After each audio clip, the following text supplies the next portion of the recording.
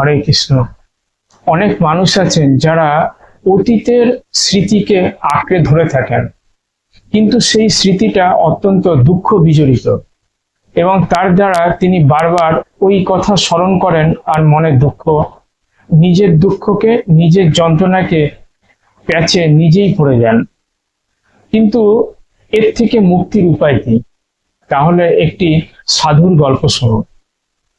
একজন সাধুর কাছে একজন ব্যক্তি এসেছিলেন এবং তিনি সাধুকে সেই কথাই বলেন যে অতীতের ঘটনার জন্য সে বারবার মনে তার কষ্ট এসেই যায়, কিছুতেই যেন এই দুঃখ তাকে ছেড়ে চলে যায় না।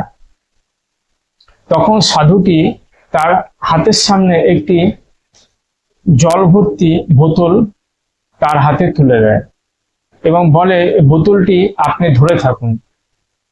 তখন সেই ব্যক্তিটি 10 মিনিট ধরেছিলেন। তারপর তিনি বললেন যে আমার হাত ব্যথা করছে, আর কতক্ষণ ধরতে হবে? সাধুটি তখন বলেন যে 8 ঘন্টা রেখে দিন।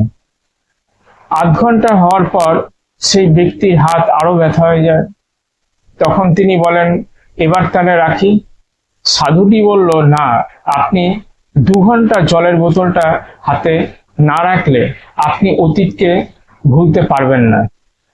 তখন 2 ঘন্টা যখন হয়ে যায়, তখন সেই ব্যক্তিটি আর হাতে নিয়ে রাখতে পারলেন না এবং তিনি তখন নিজেই বোতলটা মাটিতে রেখে দিলেন।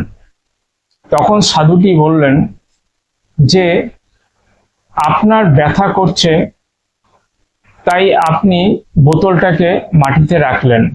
অর্থাৎ যতক্ষণ আপনি অতীতকে ধরে থাকবেন, ততক্ষণ সেই অতীতের স্মৃতি বিজড়িত দুঃখ, কষ্ট, জ্বালা, যন্ত্রণা এটা আপনি ভুলতে পারবেন না।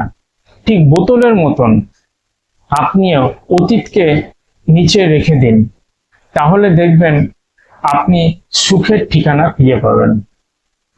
হরে কৃষ্ণ।